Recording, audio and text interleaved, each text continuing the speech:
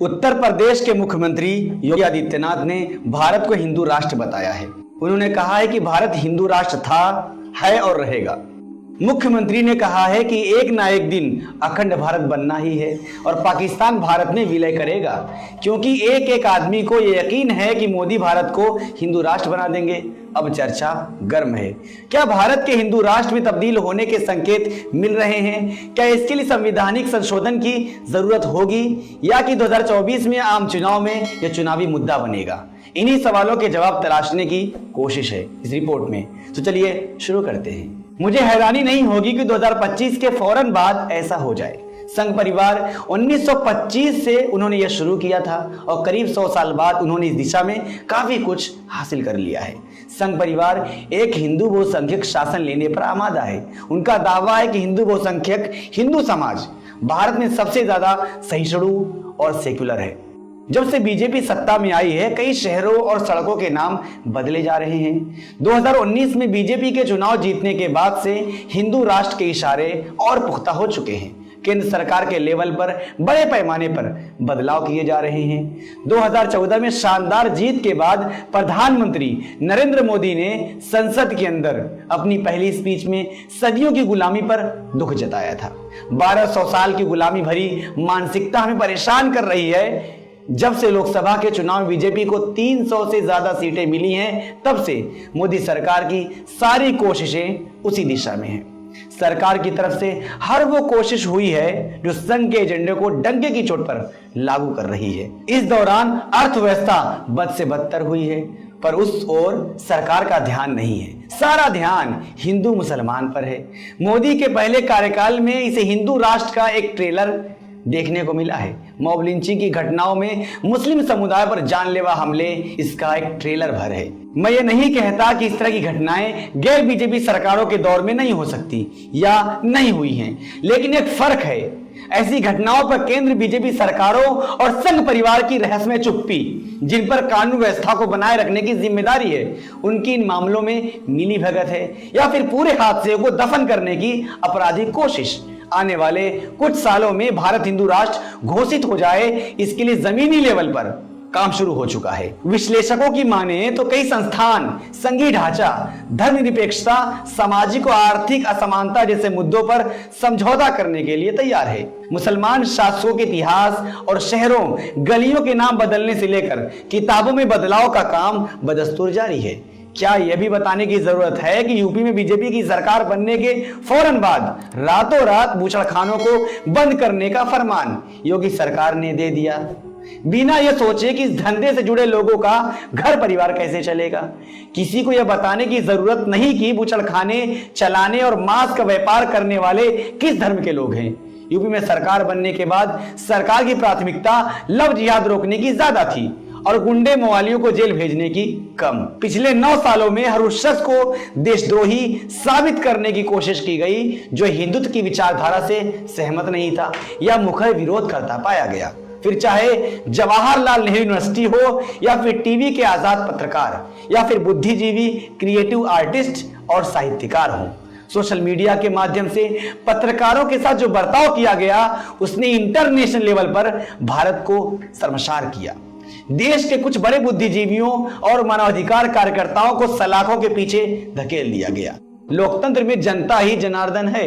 जनता ने mob lynching और दूसरे तमाम कामों के बाद भी अगर उन्हें पहले से ज्यादा सीटें दी, तो इसका मतलब है कि उन्हें अपने एजेंडे को लागू करने का संवैधानिक अधिकार मिल गया है। 2014 से लेकर 19 तक मोदी सरकार के पहले कार्यकाल में बीजेपी के पास इतनी सीटें नहीं थी कि वह संविधान में कुछ बुनियादी बदलाव कर सके। लोकसभा में उनके पास बहुमत तो था, लेकिन राज्यसभा में बीजेपी अकलियत में थी, लिहाजा स्ट्रक्चरल चेंज की तरफ कदम नहीं बढ़ाए गए। अब राज्यसभा में भी वह जोड़ तोड़कर बहुमत जुटा लेती है, लिहाजा नतीजा सामने है। 3 तलाक, आर्टिकल 370 और नागरिकता कानून तीनों ही संसद से पास हुए और संविधान में बदलाव के बाद वजूद में आए और तीनों ही मामलों में मुस्लिम तबके ही प्रभावित हो रहे हैं। अब बीजेपी पूरे देश में एनआरसी लागू करने की बात कर रही है। भारत का संविधान कहता है कि जाति, धर्म और जेंडर के आधार पर कोई भेदभाव नहीं किया जाएगा, लेकिन नागरिकता संशोधन अधिनियम या सीएए को मुस्लिम विरोधी कानून की तरह देखा जा रहा है। गोलवलकर ने यूं ही नहीं कहा था कि मुसलमानों के भारत में कोई नागरिक अधिकार नहीं होने चाहिए। दीनदयाल उपाध्याय भी इसी संदर्भ में कहते हैं कि मुसलमानों को देश से बाहर तो नहीं भेज सकते, पर वह संविधान को बदलने की बात करते हैं। यह वजह नहीं है कि संघ परिवार हमेशा से यह कहता रहा है कि भारतीय संविधान विदेशी मूल्यों से प्रभावित है। वो ये कहना चाहते हैं कि संविधान में बदलाव करना होगा। बीजेपी 9 सालों से सत्ता में है और उसका दावा है कि इस बारे में बहुत सारा काम अभी अधूरा है। आपको कुछ समय देना होगा। 100 साल पहले संघ की शुरुआत हुई थी और वो बहुत कुछ हासिल कर चुका है। आज भारत आजाद है, लोकतंत्र है और उसे दूसरे मुस्लिम देशों की तरह धार्मिक देश बनने का फैसला नहीं किया। उसने डेमोक्रेसी को अपनाया, जहां सभी धर्मों के लोग बराबरी के साथ रहें और धर्म के आधार पर किसी धार्मिक समुदाय के खिलाफ भेदभाव न हो। भारत में हिंदू भी हैं और मुसलमान भी, सिख भी हैं और ईसाई भी, पारसी भी हैं और यहूदी भी, जैन भी हैं और बौद्ध भी, सब परस्पर सौहार्द से रहते हैं। भारत का संविधान किसी भी सरकार को इस बात की इजाजत नहीं देता कि वह कोई भी कानून बनाए जो धर्म के आधार पर भेदभाव करे। भारत की जो दुनिया में साख है वो उसकी लोकतांत्रिक धर्मनिरपेक्ष छवि की वजह से है, पर हिंदू राष्ट्र बनने का मतलब है कि भारत एक धार्मिक देश बन जाएगा जहां धर्म के आधार पर दूसरे धर्मों के खिलाफ भेदभाव होगा और फिर भारत का वही हाल होगा जो पाकिस्तान का हुआ। जनादेश नए भारत की तस्वीर पेश करता है जिसमें जन सवालों का कोई मोल नहीं रह गया है। दरअसल असली मुद्दा हिंदुत्व और हिंदू राष्ट्र है, क्योंकि एक एक आदमी को ये यकीन है कि मोदी भारत को हिंदू राष्ट्र बना देंगे। दरअसल समाज में इतनी नफरत आ चुकी है कि उस पर किसी और का असर ही नहीं पड़ता। बाकी हिंदुत्व का बुखार इतनी जल्दी नहीं उतरने वाला, इसमें वक्त लगेगा। पिछले 9 सालों में बीजेपी ने 2 लोकसभा चुनाव और 2 विधानसभा चुनाव स्वीप किए हैं। बीजेपी का वोट शेयर 40% से ऊपर है। हिंदुत्व गहरा बैठ चुका है। जब तक विकास और महंगाई की राजनीति करेंगे विपक्ष वाले हारते ही रहेंगे। राजनीति विचारधारा से चलती है और भारत में सिर्फ एक ही विचारधारा है। हिंदू राष्ट्र की टाइमलाइन को लेकर कोई क्लियर नहीं है, लेकिन उसके समर्थकों को लगता है कि हम लोग ट्रांजिशन फेज में हैं। उत्तर प्रदेश एक आदर्श राज्य बन चुका है। हिंदू राष्ट्र कैसा होना चाहिए उसकी एक झलक यूपी दिखाता है। हिंदुत्ववादी नेता अच्छी तरह जानते हैं कि भारत को हिंदू राष्ट्र के रूप में स्वीकार किए जाने से पहले बहुत सारा काम करने को बचा हुआ है। उनके मुताबिक अधूरे कार्यों में हिंदुओं में एकता का आना और जाति व्यवस्था का अंत, मुसलमान जैसे समुदायों को हासिल अल्पसंख्यक के दर्जे का खात्मा। हिंदू राष्ट्र में कोई अल्पसंख्यक या बहुसंख्यक नहीं होगा। कश्मीर और पूर्वोत्तर राज्यों में अलगाववादी आंदोलनों का अंत, मुस्लिम तुष्टीकरण का अंत, इस गलत अवधारणा को हटाना, ऐसे और भी मुद्दे अधूरे कामों की फहरिस्त में हैं। समाज का एक बड़ा हिस्सा उसे या तो स्वीकार करता दिखता है या खामोश है। 2019 के संसदीय चुनाव में बीजेपी की जीत के बाद से बड़ी संख्या में धर्म संसद और धार्मिक सभाएं आयोजित की जाती रही हैं, जिन्हें मुसलमानों को मार डालने और ललकार सुनाई दी और मुसलमानों के कारोबार के बहिष्कार की कसमें खाई गई। कई विशेषज्ञ कहते हैं कि नए भारत में सड़कों से लेकर सोशल मीडिया प्लेटफॉर्म तक नफरत का राज है। हिंदू युवाओं को यकीन दिलाया गया है कि हिंदू धर्म के स्वर्णकाल का पुनरुत्थान बस होने ही वाला है।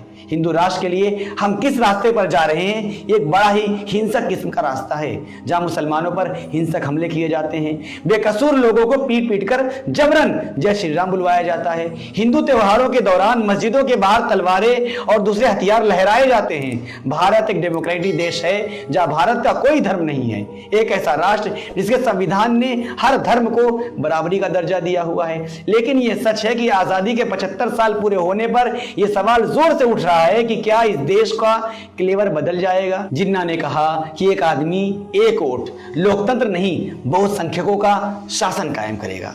उन्होंने सेंट्रल असेंबली में कहा कि अंग्रेजों ने भारत के अल्पसंख्यकों के लिए वक्त रहते प्रावधान नहीं किए तो वो बहुसंख्यकों के रहमो करम पर जिंदा रहेंगे और कभी बराबरी हासिल नहीं करेंगे। जिन्ना का दावा था कि जिस डेमोक्रेसी की बात नेहरू और गांधी कर रहे हैं वो और कुछ नहीं हिंदू राष्ट्र ही होगा। जिन्ना ने बार बार दोहराया कि हिंदू इस मुल्क में मुसलमानों को 2 दर्जे का नागरिक बनाकर रखेंगे। जिन्ना का दावा था, जिस लोकतंत्र का ख्वाब कांग्रेसी दिखा रहे हैं उसमें न मुसलमानों के इदारे महफूज होंगी, न उनकी मस्जिदें, न तालीम और न जिंदगी। अंग्रेजों के जाने के बाद भी मुसलमानों को बराबरी और अपनी आजादी की लड़ाई जारी रखनी पड़ेगी। नेहरू और गांधी ने जिन्ना को बार बार झूठा साबित करने की कोशिश की, लेकिन उनके लोगों ने बार बार जिन्ना को सच्चा साबित किया। 75 साल बाद भी जिन्ना सच्चे हैं, लेकिन इस मुल्क के मुसलमानों ने जिन्ना की बात नहीं मानी और यहाँ के हिंदुओं पर भरोसा किया, सेकुलरिज्म और मुल्क के निजाम पर भरोसा किया। मुसलमानों को अब कुछ साबित नहीं करना है। अब हिंदुओं की जबान, उनका सेकुलरिज्म और उनका भरोसा दांव पर है। जिन्ना को झूठा साबित करने की जिम्मेदारी इस मुल्क के बहुसंख्यकों की है, लेकिन इसके बावजूद मुसलमानों की अधिकांश आबादी ने भारत में रहना ही तय किया, क्योंकि कांग्रेस के नेतृत्व में चला राष्ट्रीय आंदोलन सभी धर्मों के लोगों को साथ लेकर स्वाधीन भारत के निर्माण में यकीन रखता था और उसने कभी भी सिद्धांत रूप में मुस्लिम लीग के इस दावे को नहीं माना था कि सिर्फ वही भारतीय मुसलमानों की एकमात्र प्रतिनिधि और प्रवक्ता है।